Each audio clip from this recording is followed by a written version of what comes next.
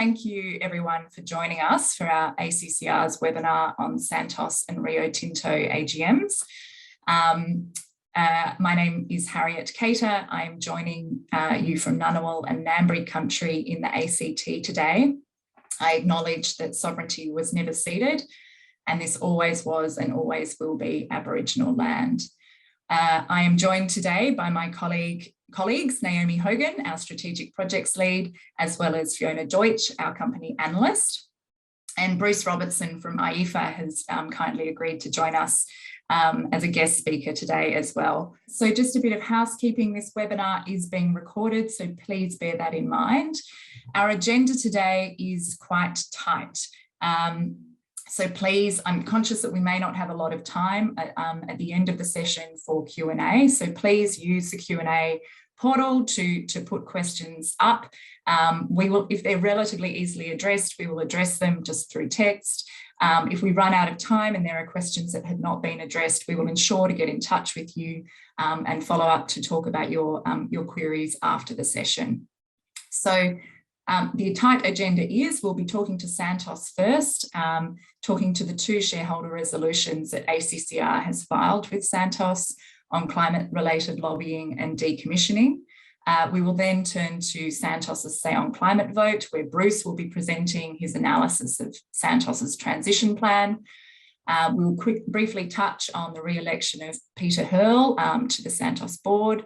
And then Fiona will be talking to ACCR's analysis of the Rio Tinto climate plan. Without further ado, I will now throw to you, Naomi, to talk to our first shareholder resolution with Santos. Thanks very much, Harriet, and hello everyone. Thanks for joining us. So why lobbying matters? It's really important to be talking about lobbying at this critical moment for climate action. And in the words of AP7, investors will no longer tolerate a glaring gap between a company's words and their actions on climate. And increasingly, we're seeing companies being held to account on their lobbying record. So just recently in the IPCC report, Working Group 3 report released a few weeks ago, it noted that Australia and the US are perhaps the most well-known and largely successful when it comes to campaigns by oil and coal companies against climate action. And in Australia, as we're seeing the increasing power of the gas lobby here with the growing gas industry, we are also seeing that lobbying against climate action here in Australia. So the resolution that we've put to Santos is that shareholders request our company cease all private and public advocacy, both direct and indirect, that contradicts the conclusions of the IEA and the IPCC on 1.5 degree alignment, including advocacy related to the development of new oil and gas fields. If we look to Santos and their industry reviews released in 2021, we can see that there is an assessment based on the acceptance of the climate science and support for the Paris Agreement. But we're seeing assessment based on policies only and not getting into the weeds of the advocacy and looking through all of those submissions done by those industry associations. We note that Santos did exit the Queensland Resources Council last year.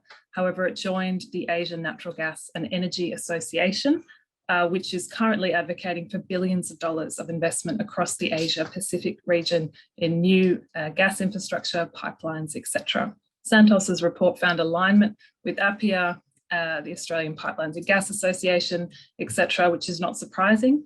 All share sentiments in top-level policy lines, but we're concerned that the review omitted advocacy related specifically to oil and gas expansion at this time.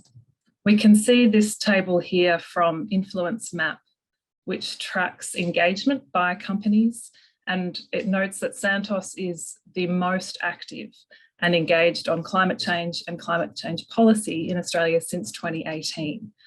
However, we can see that Santos, they're right at the top, many engagements getting a D- score, which means it's in that category that is not aligned with the Paris Agreement.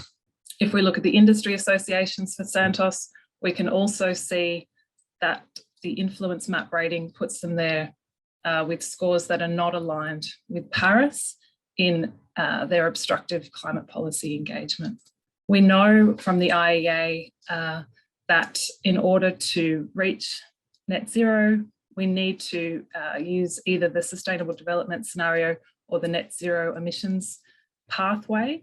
Both of those pathways see a very clear flatlining and strong decline in gas into the future, which is not the message that we're getting from Santos and their industry associations.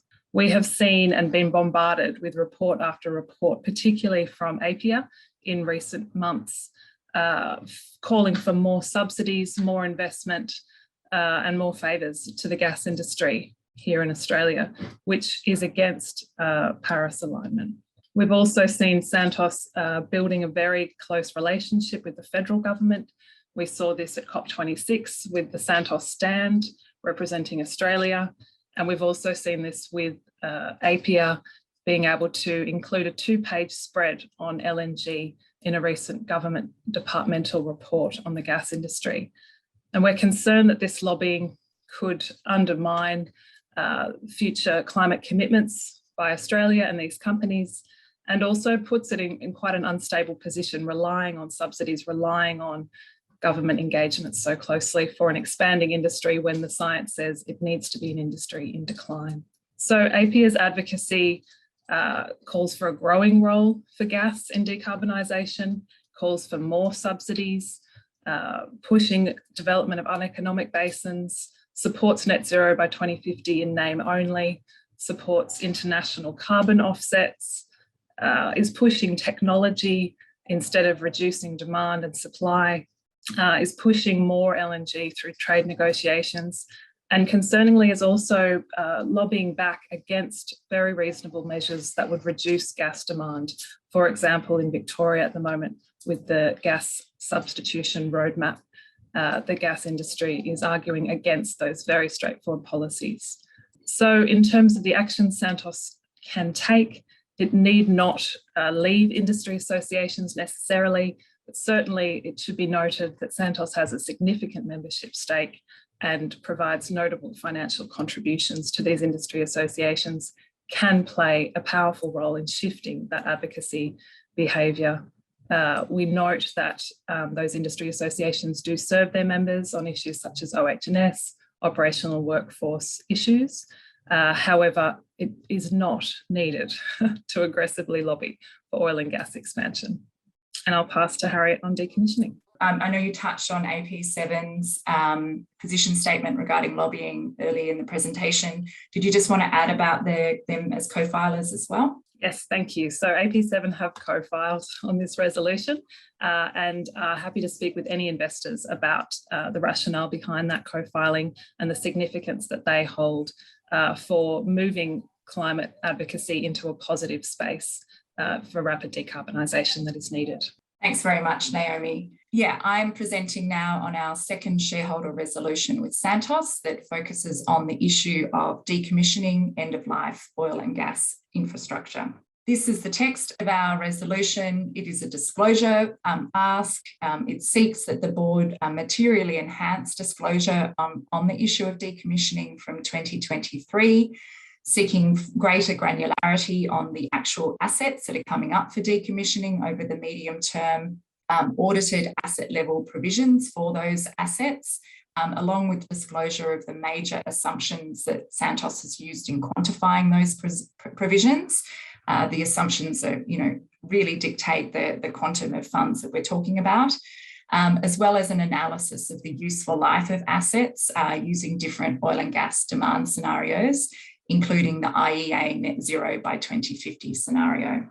So why did we file this shareholder resolution? A few people have been asking us and think it's the curious place for ACCR to be focusing on. Here's a quote from Saul Kavanagh from Credit Suisse at the APIA conference in 2021, where he was talking on a panel relating to the oil and gas investment environment in Australia. And he said, decommissioning is the biggest industry time bomb that's just waiting to go off. Even the big boys, and we think he's referring to Santos and Woodside in part here, it's going to have impacts on their balance sheets. All the numbers in this sector are under debate. This is an area where it is all bad news. Oh dear. So yes, there's been some really astronomical estimates of the total decommissioning bill for Australia's oil and gas industry. Wood Mackenzie in 2020 said it was looking at about $60 billion over the next 30 years. Before you relax and think that this is a problem in the far off future, it is actually quite an immediate challenge. There are a lot of assets that are already at or nearing end of life, and at least half of that cost is expected to be incurred before 2030. Santos itself recognises that decommissioning is really complex. It brings a range of commercial, political, engineering, execution, operational and legal risks. And until quite recently, the tactics that industry has used to essentially avoid paying for cleanup, being the sale of late life assets to avoid the cleanup, delaying, just sitting on the end of life assets and letting them essentially just rust, or seeking to dump them in there or leave them in situ, those tactics are not guaranteed to be available to the industry anymore due to changing legislative and regulatory frameworks, especially here in Australia. And so that should have a direct bearing on the associated costs that the companies are assuming that it will have to pay for its decommissioning bill. And there is a near universal acceptance that the way companies are provisioning for decommissioning is understating the actual costs. There's no peer-reviewed research available in Australia, but a study from the North Sea found that actual costs were on average 71% higher than what had been provisioned. And our view is that current disclosure practices are not providing investors with sufficient information to understand and assess these risks. So ASIC is also really concerned about this issue. They have recently commenced an investigation into Woodside for under-provisioning in their 2020 annual report. Woodside's under-provisioning predominantly related to its regulatory assumptions. As I mentioned earlier, regulators are much more focused on assumptions that companies are making about their ability to leave infrastructure in situ, and that was what Woodside was doing. So they have enhanced their disclosure as a result of that. There is a relationship between decommissioning and climate change transition risks. Predominantly because at the heart of this issue, it comes down to when these assets cease producing. AASB guidance on climate-related disclosure recognises that provisions may increase due to regulatory changes or shortened project lives. And in general, current disclosures are limited and characterised by a single value for group-wide provisions, high-level commentary on the nature of assumptions that are required without any specifics, and no detail on the assets in question or the possible timeframes and asset-specific assumptions. And that certainly is the case for Santos. So Santos's decommissioning provisions are sitting at $3.8 billion. That's about 20% of market cap. It's jumped up by about $800 million as a consequence of the recent merger with Oil Search.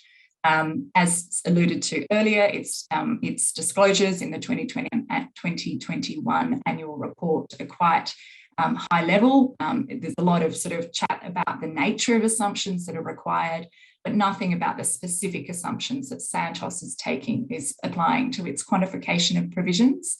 Santos's assets are spread across a really broad range of jurisdictions, so it's dealing with a whole range of regulators. It's almost in every state or territory in the country, apart from here at the ACT. It has also exposure to the Commonwealth regulator and, of course, PNG and Alaska as a consequence of the recent Oil Search merger. But based on sort of publicly available information as well as disclosures, it is not possible to obtain a complete picture of the assets and infrastructure that are at or nearing end of life for Santos. We note that Chairman Keith Spence recently stated that Santos's pursuit of CCS development at scale is viewed by the company as an opportunity to defer decommissioning expenditure at mature assets. We assume he is predominantly referring to the Bayu-Undan facility as well as the Moomba gas plant there. Importantly, plans to repurpose infrastructure for CCS don't guarantee that all decommissioning costs will go away. and also that shareholders really need to understand how these plans are influencing provisioning, and to obtain an update on the feasibility studies of those plans because of the direct relationship they will have to provisioning. And that's particularly the case for Bayu-Undan, which will cease producing hydrocarbons in 2023, and is a really large piece of infrastructure that has been operating for many years. So that decommissioning task at Bayu-Undan will be really significant. Santos's response to our resolution, perhaps unsurprisingly, they have recommended that shareholders vote against the resolution, stating that it already meets all legal requirements and that its disclosures are audited, and that the resolution is seeking disclosure of commercially sensitive information. The response to this is that it is entirely possible to meet legal requirements and to provide useful disclosures that enable investors to understand and assess an emerging risk. It is not our intention that the company disclose confidential information. However, a reasonable balance can be struck. There is still a significant amount of additional information that Santos could be providing that is very unlikely to breach commercial or confidential issues. And ESSO has shown that this is possible through a recent sort of relatively detailed report it has released on the Bass Strait. And Woodside, in its merger documents for the BHP Petroleum merger vote that were released on Friday, also have significantly enhanced the disclosure on the assets, the indicative costs and timing of decommissioning. In the case of Woodside, we would ask that that's great, please don't treat this as a once-off and provide similar disclosures on an annual basis. So also we've observed that commercial sensitivity is often a default response from industry when further disclosure is sought. Something similar commentary was provided when TCFD was first introduced, and yet that has now become an industry norm. So just in summary, our view is that you as shareholders are not receiving sufficient information on this immediate and evolving risk issue that intersects with a broad range of risks. There are genuine risks with under-provisioning. If you were to be provided with more detail on the nature of assumptions, you would be able to get greater confidence around whether under-provisioning is a risk with Santos. This information has to come from the companies. Alternative public data sets are incomplete. It is entirely possible to enhance disclosure without disclosing confidential or breaching confidentiality provisions.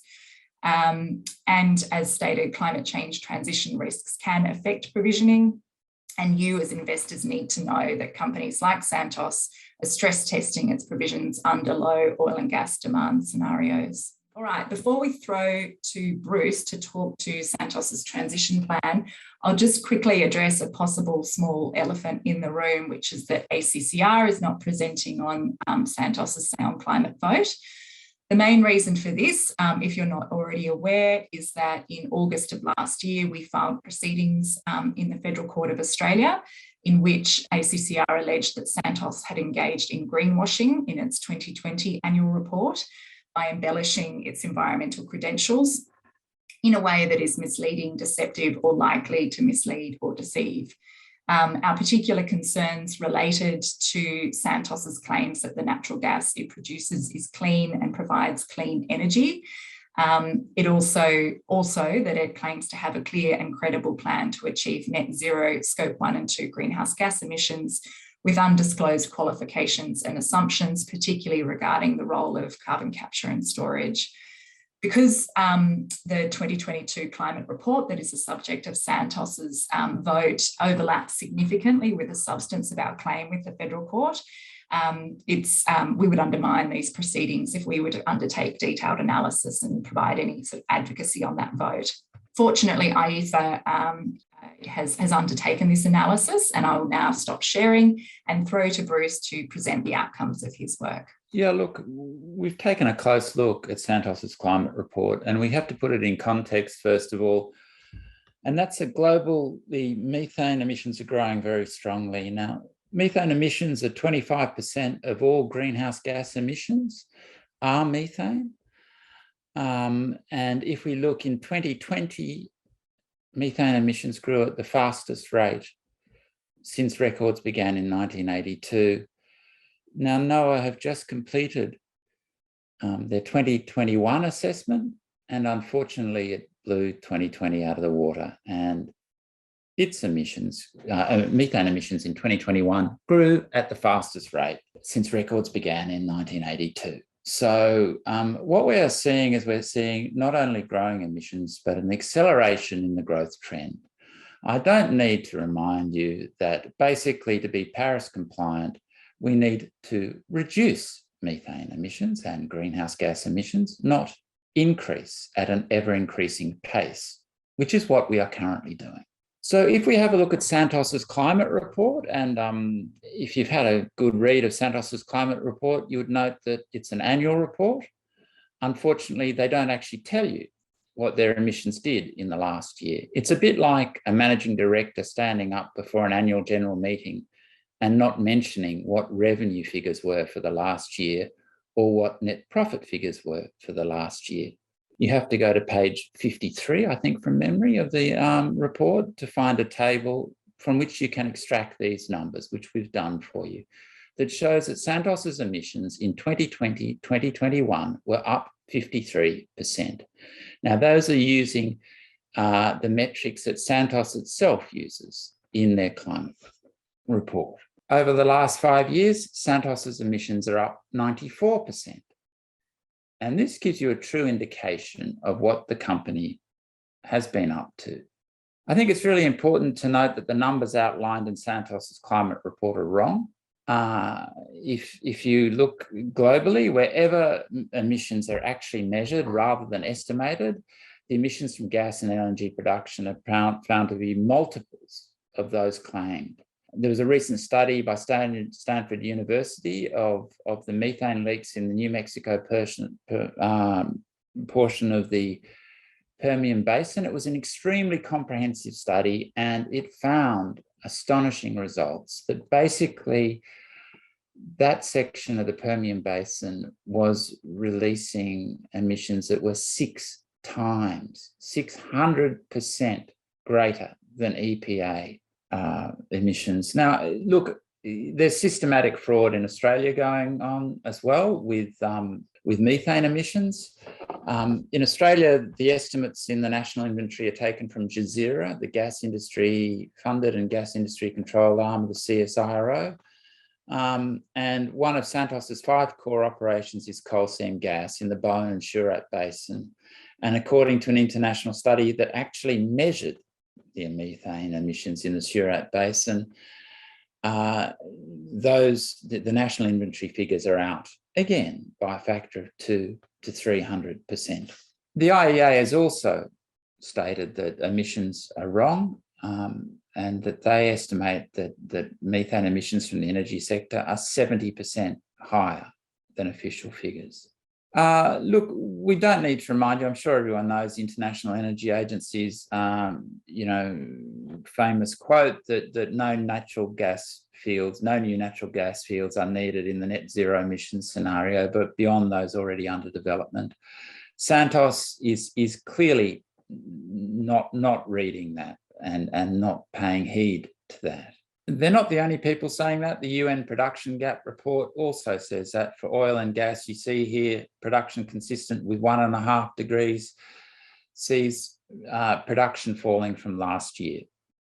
Not in the future, from last year, we had to see oil and gas production fall globally. Obviously, that's not happening. We've got a continued increase in oil and gas production, and Santos in particular is looking to aggressively increase its production over the next few years. The lion's share of the Capex of Santos is for major growth projects. They're looking to spend between 1.15 and 1.3 billion in the next year, and only 50 million of that is spent on energy solution and clean fuels. Santos holds the largest number of offshore exploration permits as an operator. It operates the largest offshore area under exploration of any company, is the operator of exploration projects worth $1.3 billion collectively, representing 25% of total exploration expenditure in Australian waters to be spent until 2027 by all companies. This is a company that is aggressively expanding. They have 3 mitigation strategies. The first one is carbon capture and storage. The failure of carbon capture and storage globally to capture anywhere near their targets has been well documented by IEEFA and many other organisations. The key point to note is that their Moomba carbon capture and storage project that they are proposing, in their approval documents, they state that it's an enhanced oil recovery project, and up to 50% of CO2 injected during that, according to Santos, becomes trapped in the reservoir. So it's very ineffective at Moomba, the Moomba project. Also, we have to note that just because they've pumped the CO2 underground doesn't mean it stays there. The best example of this is the Aliso Canyon gas leak, which was admittedly methane, not CO2, but it was methane stored in an old disused oil well, which is what Santos is looking to do with CO2 at Moomba. At Aliso Canyon, it was the largest gas leak in US history, and it was caused by a well failure. I would note that that Moomba has 2,600 wells, old wells, drilled into it. It's like a pincushion, and a lot of those wells, their location is not known. It was before the days of GPS, and the chance of there being a similar event such as Aliso Canyon are not inconsiderable. The IPCC, in their carbon dioxide capture and storage special report, stated that CO2 storage is not necessarily permanent. You can get physical leakage through gradual long-term release or sudden release of CO2 caused by disruption of the reservoir, such as happened at Aliso Canyon that I alluded to earlier.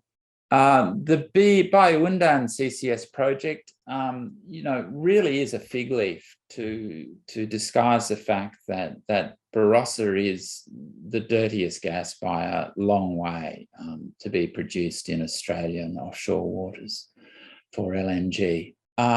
Most of the Barossa's project CO2 emissions will be from combustion, which cannot be captured. The CO2 capture process post-combustions are currently not economically feasible onshore, let alone offshore anywhere in the world. Essentially, to get the gas, the CO2 to Bayu-Undan, it has to do an 800-kilometre round trip from Barossa down to Darwin, then from Darwin to Bayu-Undan. And the compression involved in doing that almost negates any advantage from actually capturing the CO2. The other mitigating strategy that Santos points to is blue hydrogen. Put simply, blue hydrogen is wholly uneconomic at the moment. What we've seen globally is gas and LNG prices go through the roof with what has happened in the Ukraine. And so at present, we're seeing prices in Asia of $35 an MMBTU, and even more in Europe. Those make producing hydrogen with gas or LNG wholly uneconomic. The other point is that emissions from producing blue hydrogen are worse than just burning the gas itself. And the final mitigating strategy is offsets. Carbon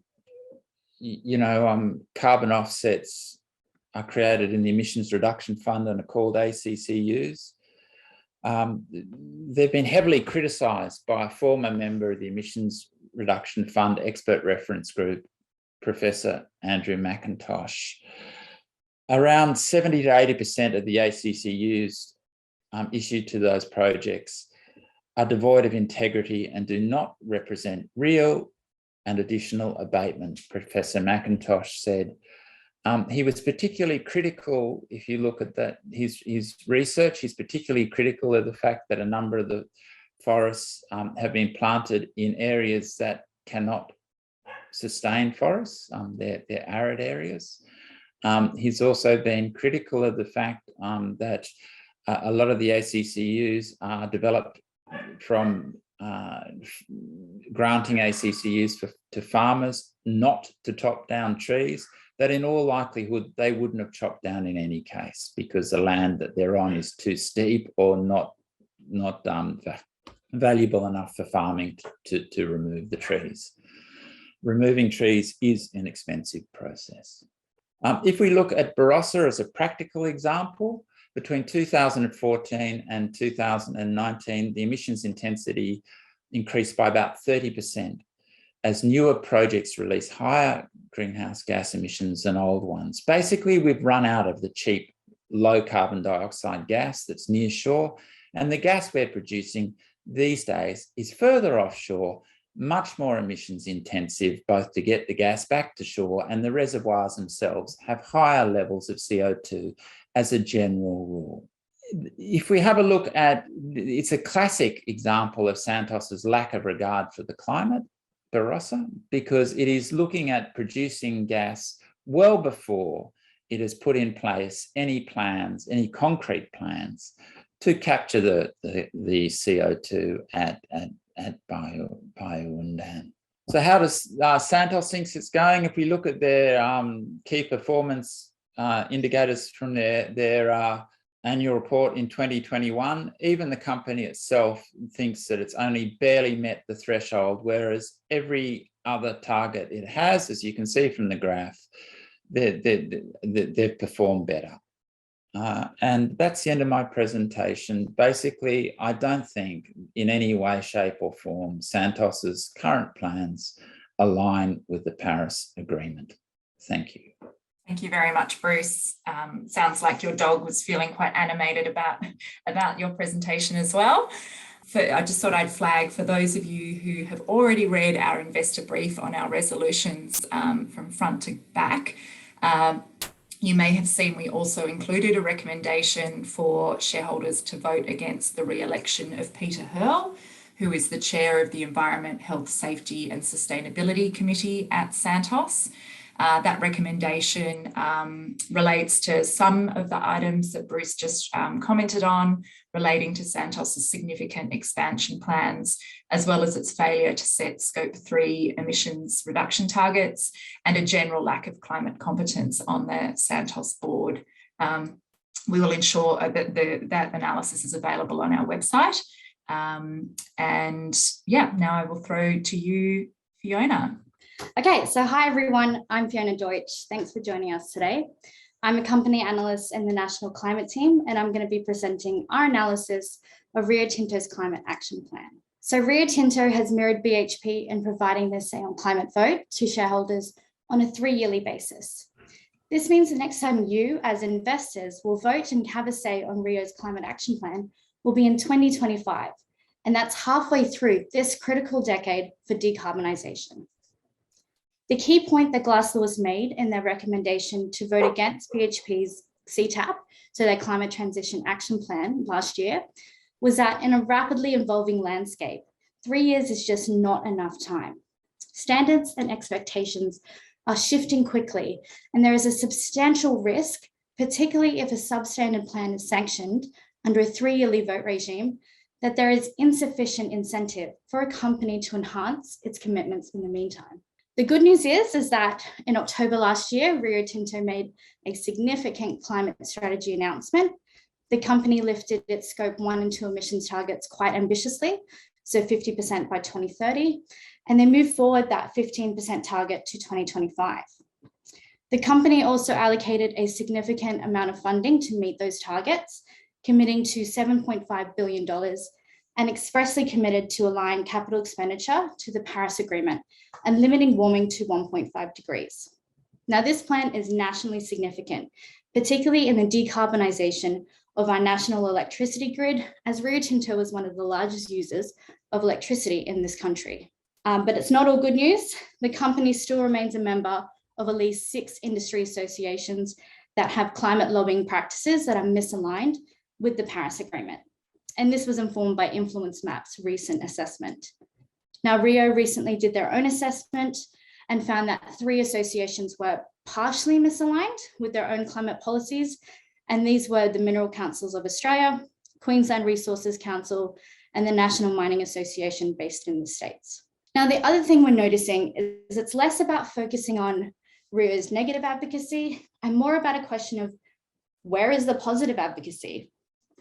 Woven throughout Rio's climate action plan are a number of statements that talk about the fact that a higher carbon price will be needed to implement climate decarbonisation initiatives. ACCR has the view that there is a real threat that Rio may not meet its ambitious targets if there is not appropriate policy settings in the key jurisdictions that the company is operating in. We see a real role for Rio Tinto to address that. They should be out there on the front foot, arguing for these policies if they are really committed to meeting their ambitious climate targets. And we're just not seeing that positive advocacy coming from Rio Tinto. The first part of the conversation absolutely needs to be withdrawal of funding and support for the negative advocacy. The next conversation has to absolutely be about that positive advocacy. So on that note, what are some examples of positive advocacy that we would like to see from Rio in the short term? So as I've mentioned, they could be advocating for carbon pricing in key jurisdictions. There was a recent peer-reviewed research article that actually demonstrated that diversified miners such as Rio Tinto will be a net beneficiary of carbon pricing. It is therefore in Rio's direct financial interest to advocate for these policies. Secondly, Rio Tinto could be advocating for policies that will enable the advancement of green steel. So I'm going to touch on this a little bit more detail later. However, by advocating governments to enable the swift advancement of green steel making, not only will we see a more rapid decarbonisation of that sector, but the company itself may benefit from incentives and subsidies that are established through green steel markets. Now, as I mentioned previously, Rio is a significant user of electricity in the Australian NEM. Rio's decarbonisation plan to 2030, so within this decade, looks to repower its smelters with renewables. And that will have a significant bearing on the closure times of 2 coal-fired power generators. That's AGL's Bayswater Power Station in New South Wales and the Gladstone Power Station in Queensland. Now, with the current federal government refusing to establish a plan to facilitate the orderly exit of coal generation in our country, we're going to see, and we're already seeing, a disorderly transition, which has created price spikes and significant risk for workers and their communities. Now, the last example we have here is for Rio to support Andrew Forrester, the FMG Fortescue Metals Group chairman, his proposal to transition away from the diesel rebate. And this could result in really clever policy transition that could negotiate to see funds allocated to expedite the transition of mine equipment. So moving now to Rio's emissions footprint, as we can see, Rio is the largest emitter of emissions among its peers. Its Scope 3 emissions dominate its footprint, representing 95% of total emissions. We can see that here in yellow. 62% of that total is made from steel making, from processing Rio's iron ore. And of Scope 1 and 2, aluminium smelting comprises 50% of that total.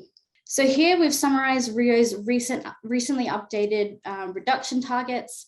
And the key point I want to make here is that the absence of quantifiable Scope 3 target has meant that the company's plan has been deemed incompatible with limiting warming to 1.5 degrees. And that's according to the Transition Pathway Initiative assessment for the CA100 Plus Net Zero Company benchmark. While Rio is also assessing initiatives for Scope 3 reductions in steelmaking, the company hasn't defined these initiatives as targets, and nor have they backed them up with quantifiable reduction metrics or target timeframes. So without necessarily commenting on the appropriateness of the series of targets that have been set by Rio's peers, what does sound out is that Rio does not have a quantifiable Scope 3 target in place when we compare it with its peers. However, we would be remiss not to note that Rio Tinto is a member of the International Council on Mining and Metals, which in its climate position statement has committed to setting Scope 3 targets by the end of 2023 or as soon as possible. So ACCR really expects to see Rio play that leading role in the short term and set these emission reduction targets across its value chains. Okay, moving now to Rio's decarbonisation plans, both to 2030 and out to 2050, there are 3 major pillars to this decarbonisation strategy. Firstly, electricity decarbonisation really has a dominant role in Rio's plan out to 2030, and that the repowering of its Pacific aluminium operations, which we can see here, really is the lion's share of that. Another key pillar in Rio's strategy is the MAC projects, or the marginal abatement cost curve projects. So these are 63 abatement projects that have been plugged into a curve, and they range in cost per tonne of carbon abated from minus $110, so they'll make money by implementing that initiative, up to $250 per tonne.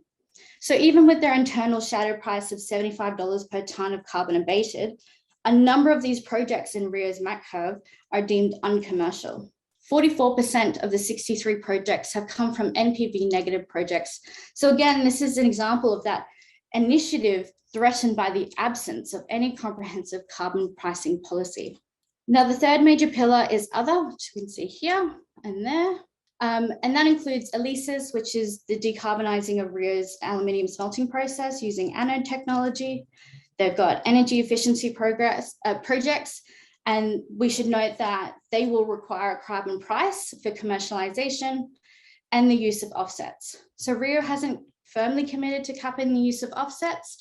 However, the company has been clear in communication with us that it's their preference not to use them. However, this is an area that we will monitor, given the company has stated in their climate report that they're developing a portfolio of carbon offset projects.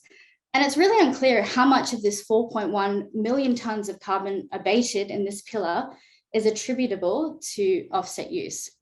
Then when we look out to the plan to 2050, again, we see that Rio recognises that higher carbon prices are absolutely going to be needed to justify the expenditure and the investment that will be required to decarbonise their harder to abate aspects of the operations. So again, we're coming back to this story around the need for comprehensive Paris-aligned government policy to help Rio Tinto meet its ambitious climate commitments.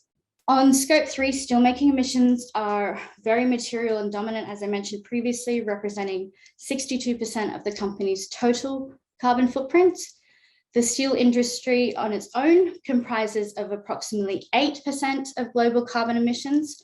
There's also a whole raft of emerging studies and research and net zero pathways and technology developments that have recently just come out in the last 2 years alone. And that's really enabled researchers and analysts to map out how the sector can be decarbonised in line with the Paris Agreement and limiting warming to 1.5 degrees. So in order to meet those goals, the IEA net zero emission scenario demonstrated that a 92% emissions reduction in steelmaking by 2050 is required. However, in this decade, a 25% reduction in emissions to 2030 needs to happen to ensure that we don't take up more of the global carbon budget than necessary. So the key point here is that while we appreciate this is not an easy feat for an iron ore miner to reduce its Scope 3 steelmaking footprint, it must not be forgotten that this is a very fast-moving area of innovation, and what's not possible in 2022 may well be possible in 2023. So in terms of Rio's initiatives around steelmaking and Scope 3, two key themes have come to light. Firstly, the company is looking to optimize the coal-based blast furnaces through engagement with their customers. However, ACCR has concerns that optimization only has marginal benefits, and in terms of, it also locks in coal use for steelmaking for several decades. A recent study has also identified that by 2030, 71% of global existing coal-based blast furnaces will require shutdown and major investment. So there's this immediate opportunity right now for the sector as a whole to contemplate the use of that time to intercept this process, rather than throwing significantly more money at an existing incumbent technology. The second theme that comes to light is the development of technology to process Pilbara ores in green steel pathways. So of significant risk to Rio is the global decarbonisation of the steel industry due to the incompatibility of Rio Tinto's low-grade Pilbara ores in emerging green steel pathways. So iron ore is a major share of the company's revenue, sitting at 70% for the last financial year. And of that, 95.5% of Rio's iron ore production come from the Pilbara. So there's that real risk that Pilbara ores could be left behind in the efforts to decarbonise the steelmaking sector. So it's no surprise that Rio is looking at alternative technologies that are suitable for the Pilbara ores, but it's absolutely a major risk area for the company and for that key commodity. And that warrants ongoing investor focus and pressure to enhance climate investment and incentives in this area. Now, what's not included in Rio's Scope 3 steelmaking initiatives is, again, that recognition of the company's role and potential to influence policy and governments. In all of the studies relating to the decarbonisation of the steelmaking industry, there is always recognition of the need for significant roles for government and appropriate policy settings to expedite the decarbonisation of this sector. I won't speak too much on the slide, just to say that Rio is absolutely leading its peer in this space with that really significant commitment they made last year, although there is some concern regarding the degree of opacity for how this money will be spent from 2025 to 2030. And finally, on governance, the company has undertaken a climate competence assessment of its board. However, there's not a lot of transparency on that climate assessment. And on the REM side, climate change forms 5% of the short-term incentive plan. However, there doesn't seem to be a link specifically to meeting the company's emissions reduction targets that have been set. So to conclude, ACCR is of the view that Rio's updated commitments are really significant and worthy of investor support. However, our view is that such support should come with conditions. Firstly, being that Rio commits to providing an annual say on climate, specifically because we want to see an enhanced Scope 3 commitment in 2023 and onwards. And as we've mentioned, it's a really major risk area for the company. And ideally, they're going to be working towards the establishment of quantifiable targets and timelines for its Scope 3 sources. Similarly, we're also keen to see Rio commit to significantly enhance its positive advocacy for Paris-aligned climate change policy in the key jurisdictions it's operating, and also at an international level. There is a real risk the company may not meet its climate targets without positive policy advocacy. So we will certainly be encouraging you as investors to advocate for these outcomes in your engagement with the company prior to the AGM. However, it's ACCR's view that if the company does not commit to these two things, then we recommend voting against. Thank you. Fantastic. Thanks so much, Fiona. Really great job. And I just, really like to reiterate those recommendations for engagement with Rio in the lead up to your voting decisions. Two really important points. Okay, we have one question thus far in the chat, which I might throw to, just to flag, we have done very well agenda-wise and somehow have 7 minutes available. So go, everybody. So one question I'll throw to you, Naomi, and then I have a couple of other things I might ask just to make use of this panel of experts. So Naomi, what role, if any, might industry associations play in the finally announced federal election campaign? Thanks, Harriet. It's a good question. This is absolutely one to watch. We see the influence of industry associations throughout the entire political cycle, but we may see in this window, there's a few things to look out for those investors that are tracking lobbying and advocacy behaviour. So one would be any campaigns against certain political parties. We have seen that in the past in Queensland with the Queensland Resources Council coming out very hard against the Greens, which was not well received by many of the companies in that industry association. Most of the companies have statements around not getting engaged with political candidates and political parties. However, we do see that each of the associations do make political donations to various parties. We're also looking out for political appointments that might be made. So one part of lobbying is the revolving door that we see between the oil, gas and coal companies and key appointments in our government and public service or politics. So that's one to keep an eye out for. And any other sort of campaigning, we might see a boost in advertising, for example, ads placed in potentially marginal electorates pushing an agenda that might involve advocacy for gas expansion, more subsidies, and again, what we're seeing in Victoria is advertising right now pushing back against policies that would help households to get off gas and electrify and use renewable energy. We're seeing ads pushing against that policy and for more gas connections to homes. And yeah, so we're tracking all that and encourage other investors to track that as well. Thanks very much. We have another question in the chat asking, given the amount of time it takes for companies to produce a say on climate report for annual voting, would a commitment to report on progress, outcomes, changes as part of regular TCFD disclosures also suit? I'm happy to take that one and others jump in as needed. We don't see these reports as being any sort of thing additional to what reporting is already occurring. What is being included in these reports should be included in these reports. I agree that updates on progress and outcomes against plans and targets is absolutely important.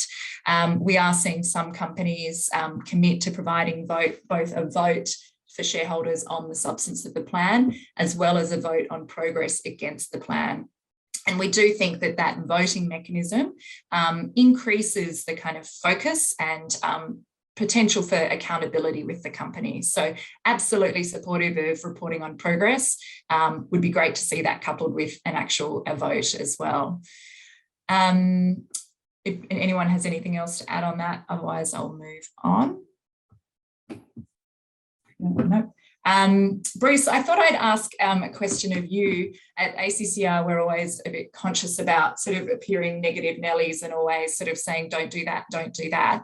But for the oil and gas industry, you know, climate change is an existential risk for their you know, existing business model.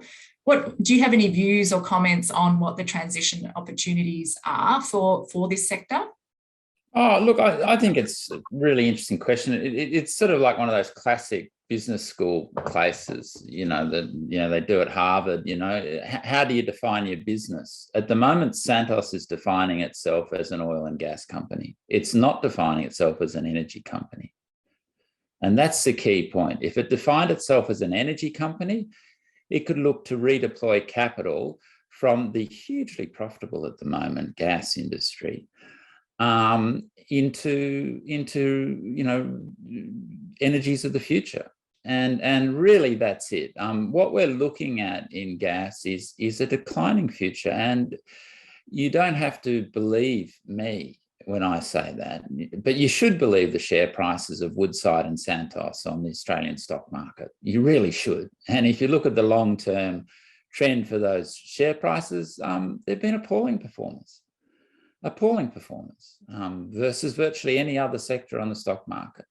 So, you know, Santos has a tremendous opportunity to redefine its business as an energy company and to reallocate capital from its currently hugely profitable gas investments into other energies that will sustain it into the future. So the ball's in its court. The directors can change if they want to, but they've shown little inclination. It looks to me like, you know, they're turning into a dinosaur company. Thanks very much, Bruce. I can't see any other questions that have come through. So unexpectedly, I think we might be in a position to give everybody a small early mark. A huge thanks to Bruce, our guest speaker, for joining us today, as well as to Naomi and Fiona for doing a great job. Again, apologies for my mix-up with my slides. And yeah, thank you everybody for joining us. We will circulate the recording of this session, and the briefing note we have prepared for our resolutions is available on our website. Bruce, you guys have prepared a note on your analysis as well? Yeah, it's on the IEEFA website, www.IEEFA.org. But you know, we can forward it through to whoever would like to see that. Great, thank you so much. All right, thank you everybody. Have a fantastic day. Bye.